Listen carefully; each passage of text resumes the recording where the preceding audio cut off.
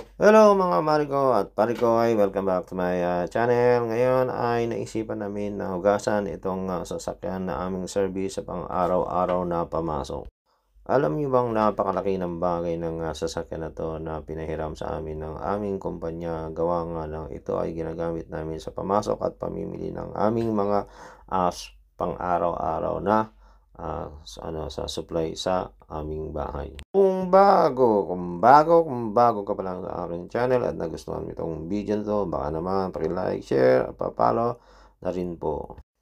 Higit isang taon na rin na hindi nahugasan, gawa nga na kung ito ay aming pinaplano hugasan ay bigla naman pong sumasama ang panahon. Kung hindi lalamig ay uulan.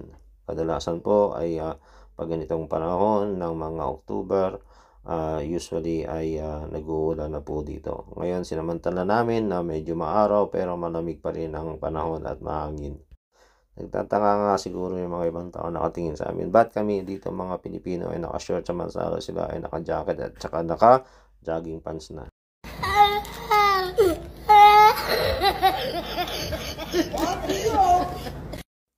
Tinanong ko kasi si Dave dyan kung ang ano ba talaga ang klima sa labas, kung malamig ba o hindi. Sabi niya hindi daw.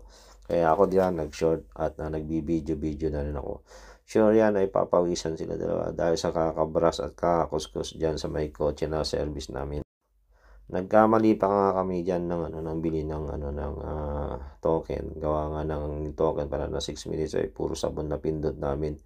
Yung iba pala ay yung isa ay sa tubig, dapat pala pinipindot namin. Hindi kasi kami magkaintindihan nung binilang kong token dun sa may petrol na na cashier. So nagpatulong na lang ulit ako sa second shift na kung paano ba ito gamitin.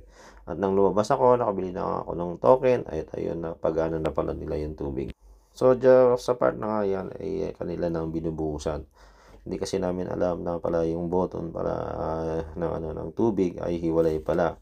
So pag tinignan ko po dun sa may machine ay medyo paid na po yung pintura. So ayan o, mapapansin nyo, ayan po, 1.50 euro nga pala ang dyan, ang bayad sa bawat 6 minutes. So salamat and see you on my next video.